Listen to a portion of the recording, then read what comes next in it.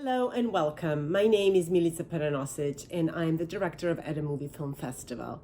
AddAMovie Film Festival has been running for 7 years, but this is our first ever online edition of it, and we hope that you will enjoy it. Traditionally, we ask composers to write music to a movie of our choice that is connected to the theme of the festival. And this year, the theme of the festival on this March 8th, International Women's Day, we have chosen the theme of involuntary body mutilations. And we have selected a 1922 animation by Lotte Reniger based on the story of Cinderella.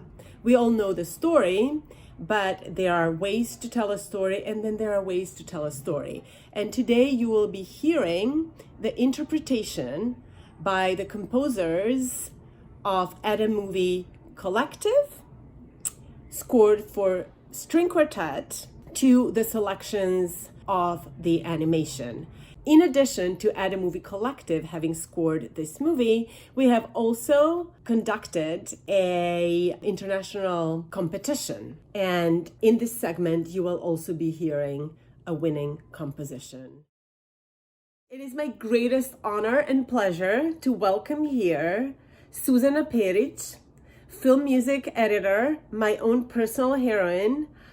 We all know, you are a part of this audience, so you have a certain appreciation for the field and for the industry, but you also probably know how competitive this field is. And I have all the admiration for Suzana for being so present and visible in the industry for so many years. And I am very grateful that she could join us tonight to talk to the film composers about their treatment, their music, their vision, and their application in this short animation. The music is performed by quartet Metadata.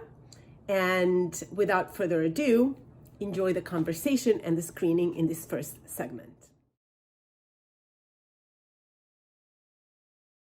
Lovely to meet you all, and I have enjoyed. I never saw this silent film before, and it was such a wonderful discovery. Now I want to copy and use it in my classes, if I may. Please do. I love talking about stories and styles and music and all together. And so what I wanted to preface this with, I will not comment on the musicianship, which I think is incredibly sophisticated in all of the cases that I am here, presented with, but more on what the meaning of the music in or within the story of on the scope of it and the telling of the story and the point of view.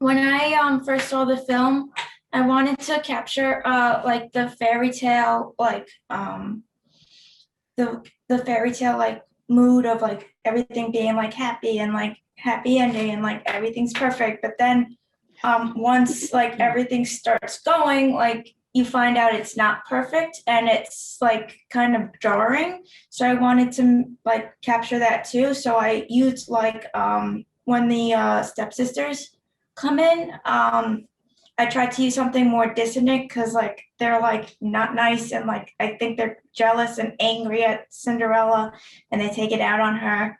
And but like when Cinderella's alone with like the bird and everything, like she's like in her own world and like she can like kind of block everything else out. So I kind of wanted to have that juxtaposition, if you will. So yeah, I tried to do that. I thought, beautiful through line of the story. But sometimes I would inspire you to just take a look at it and see if sometimes the music might be foretelling what is going to be happening on screen. So it might be just in terms of placement, it might be holding off with this on a certain instrument or a certain phrase, but something so that you always keep the audience curious as to not to be ahead of what is happening on screen. Okay, thank you.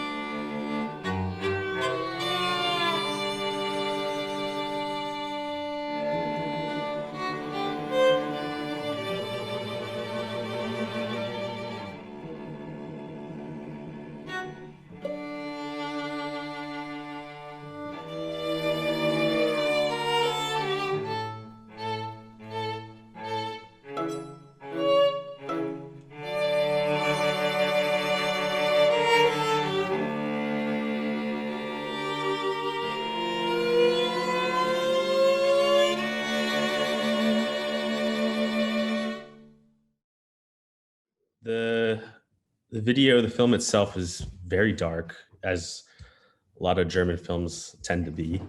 And it's also just the entire thing is silhouette. So it's a lot of shadow. And I think a dark story needs a dark score.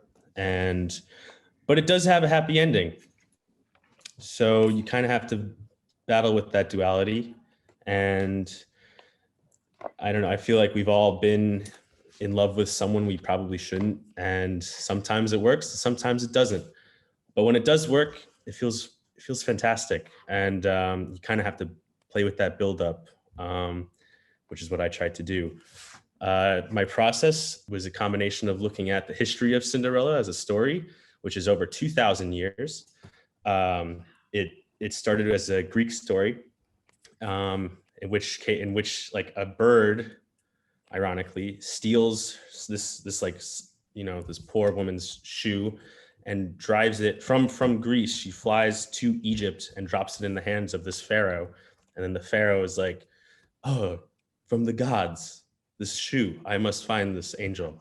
And then he finds this girl who's a poor woman. And I guess she transcends the class system to become a queen, which I think was pretty cool, very triumphant. But yeah, then personally, just thinking back to the crushes that I've had and trying to bend over backwards, try to get women I shouldn't, and then not working. And then sometimes I did. One time it worked, and I tried to like capture that a little bit. So that was my personal process. What I missed a little bit in there is a little bit more of a dramatic arc. It seemed that it was that the music was permeated by the what is going to happen in the end. And that there was a certain, and maybe it's all about maybe creating certain pauses. You know, it's very tempting to do a silent film or a film without any dialogue because you're tempted to tell the story with the music. But sometimes taking a pause, I think, makes the idea of the music clearer. And I loved the way you used your bent strings. I thought that was a really a wonderful idea. That you do at the you know, in the end. But please tell me did you approach it from a certain point of view of the main character, or telling the story itself? Thank you for your comments. I definitely could use more arc. That's a good suggestion. Yeah, I guess the challenge was getting just a small blip of the story, Yes. Getting the end. So I was kind of working, I don't know, I guess I was working just with this idea of Cinderella being in a cellar. But I see. So you're always, it's from her point of view, basically. So you're always with her. I think that's a very interesting, you know, very, very interesting concept. And in order to make that more apparent, Aaron, what I would suggest is look at places where you can maybe take a break, so that it's clearer that we are always with her. You know, when I worked on Silence of the Lambs, Jonathan Demme, the only direction he gave to Howard Shore was the music and the film is from her point of view. That's it. And it has to always, and if you look at the film again, it always comes from her. I think I found, you know, your comment very interesting, that, you know, that point of view. But I would say, if you look at it, and maybe also like the surprise of the bent strings at the end, maybe there could be something, you know, that would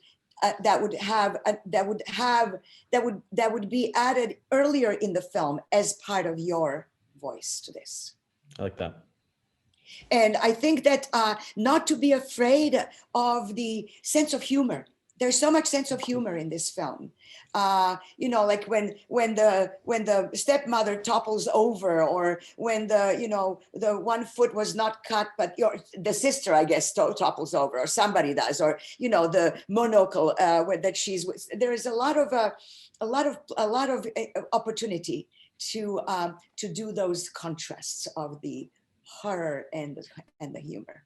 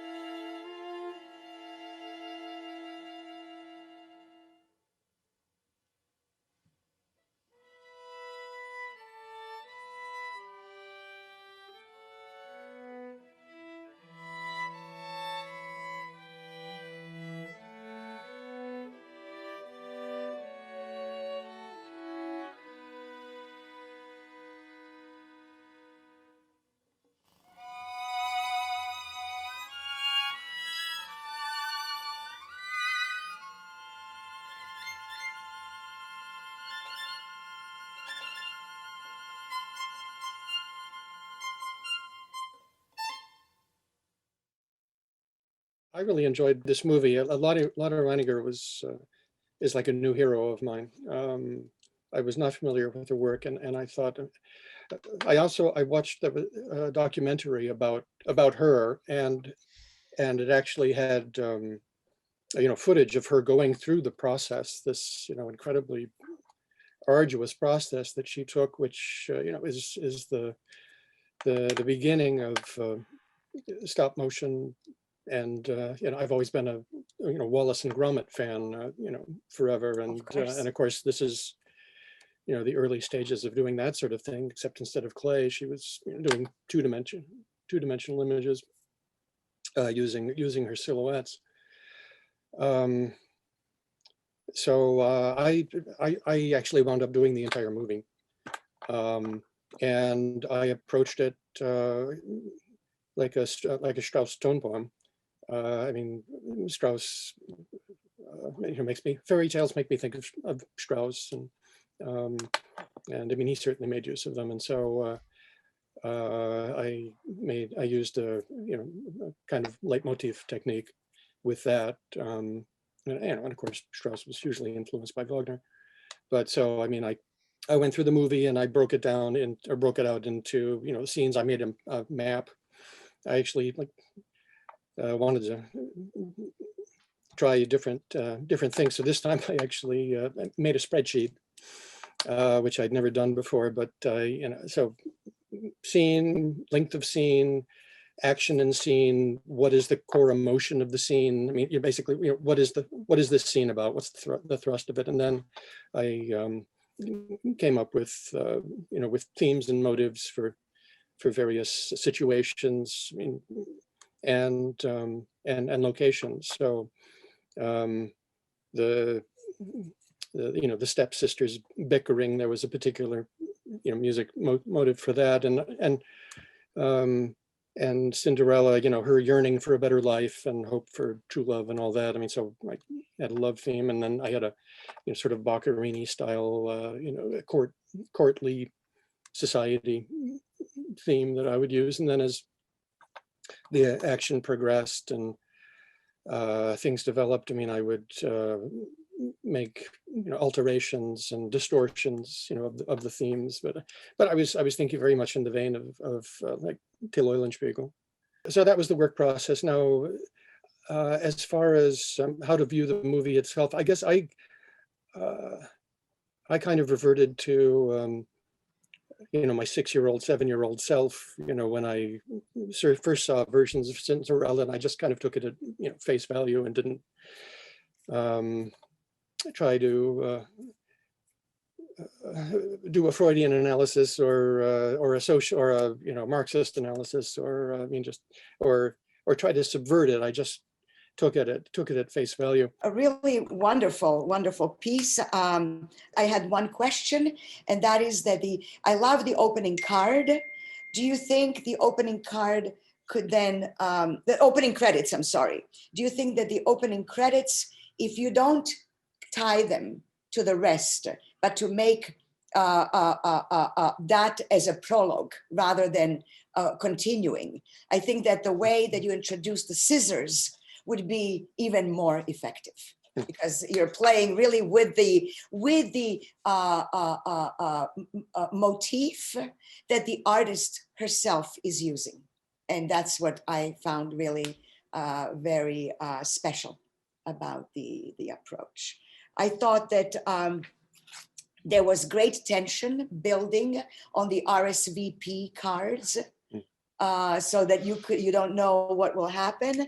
But maybe then again, a little pause before the stepmother and that sequence, like to have that as the beginning of act number 2, because this is now the preparation of going to the ball. There were certain chords I heard there that reminded me almost of Psycho, like it was going to break into the theme of Psycho, but it didn't. They were yours, but that's where you placed me. You placed me into the world of Hitchcock and Herman. Yeah. He loved his descending minor chords. Yes, he did. Yes. If you look at it again, and if there is anywhere where you could infuse your piece with a little sense of humor at times, that are appropriate, I think that would be a wonderful thing. Very good. Thank you.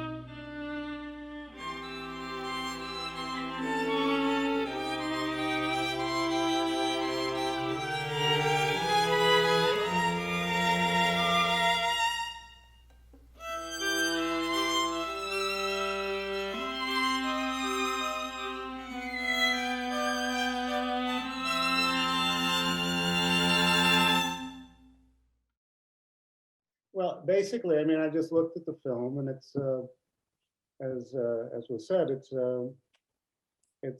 based on silhouette, so there's no subtlety to expressions at all. So every expression has to be exaggerated. So the sister, you know, sticks out her tongue, and it's like 3 feet long. The mother's eyes are rolling, and there's this huge, you know, eyes. So there's no subtlety, no shading. It's kind of brutalist. And so the score reflects that. I used a serial technique for most of it. Some of it is tonal with the scenes of the prince and Cinderella. But most of it is just serial, and it is meant to be kind of brutal, kind of sharp, and a lot of dissonance. That was basically it. I just looked at the images. I didn't really pay any attention to the story itself. I had one question, and that is the section of the procession. I was wondering when they're preparing to go to look for her, would there be a certain more sense of urgency or pace or anticipation added to what you have there? I tied it to the tempo of their steps. I know. Yeah. I know. But maybe if you try to move away from what is on screen Yeah. and try to move into the story, what is happening in the story is, you know, back to what Tim was saying, like if you were now, we are all rooting for Cinderella as the audience. We know what is happening, and we're by this time we're on her side, so we can't wait till this. So if you remove yourself from the picture but go underneath of what is actually happening in that scene and adding a little bit of more suspension, tension, anticipation, let's say. Yeah, I think you're right. I mean, that scene in particular kind of flummoxed me because I wasn't really sure. I know where it fits in the story, but I thought it was a bit longer than it needed to be and was kind of ponderous. I mean, you know, the tempo of it was that kind of dum. I know. But I think in this case, you can help it because you can enter into what is actually happening rather than repeating what they're doing. Yeah. Okay. Tiny little note, like if you would see, you know, when we cut to the musicians, would there be room on top of your composition to add an instrument that seems like it's being played on screen, even if it's dissonant or not in tempo with what you have going as your score, but having as a counterpoint of what's actually being played on screen? There's something I haven't really said at the beginning of this meeting, and that is that, and it's something I don't see as a disadvantage. I think it's actually a good thing that in terms of who are in this, who the people that are involved in this project, we have very different profiles. That I think it's actually really wonderful about film and film music, because you can have a person who just plays their guitars really, really beautifully, and they have nothing to do with like reading music. And then you have a computer programmer, you know, who might be like just doing algorithm compositions, and they're both legit. Oh, And absolutely. we try to kind of arrive to whatever is best for each person at their level. And it kind of magically kind of works. It does. That's why I prefaced this, that I would not comment on the composition itself, because I think it's really sophisticated and it's beautiful work for everybody. That's what I said in the beginning. Everything is personal. There are no right and wrongs in films, in art in general.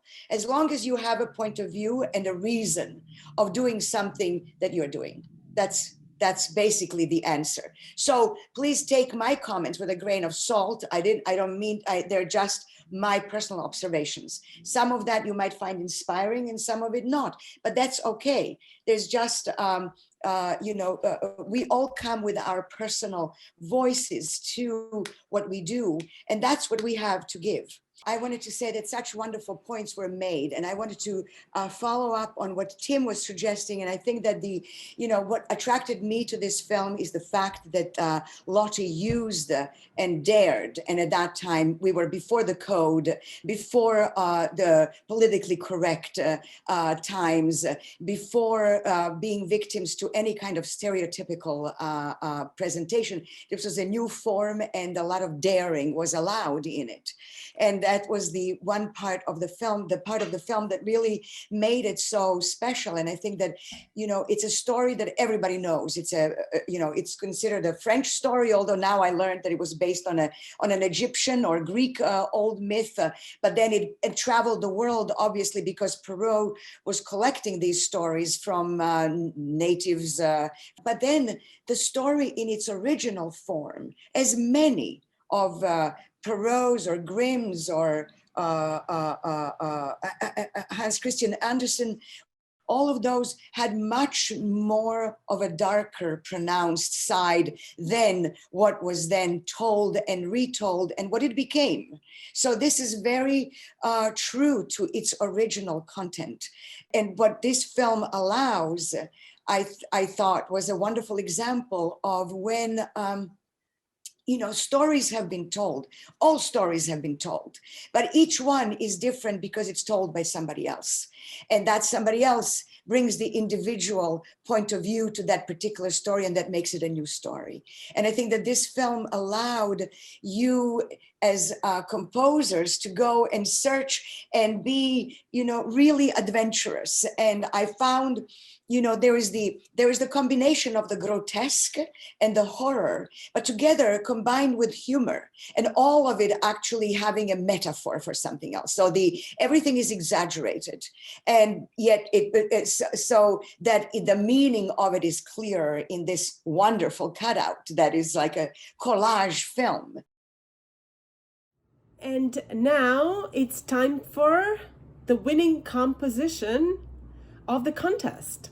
In addition to AddAMovie Collective composers having scored this segment, we also had a competition running internationally, and Erik Ingalls from Canada won the first prize.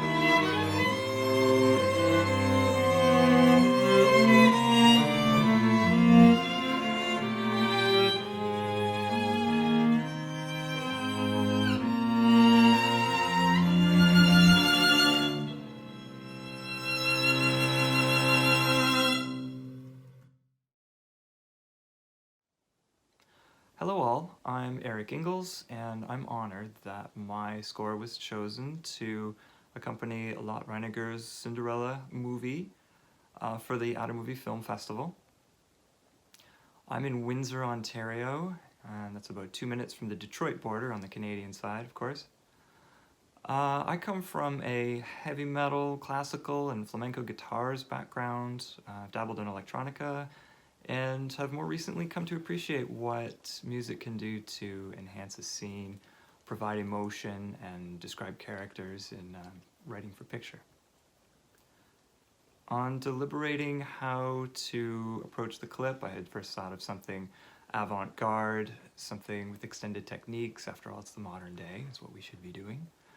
But after watching the movie and deciding on the clip from the trumpeter to the end of the movie, I decided to follow the fairy tale route like maybe a Prokofiev would do back in the day, and sort of describing characters with pizzicato elements or a low range.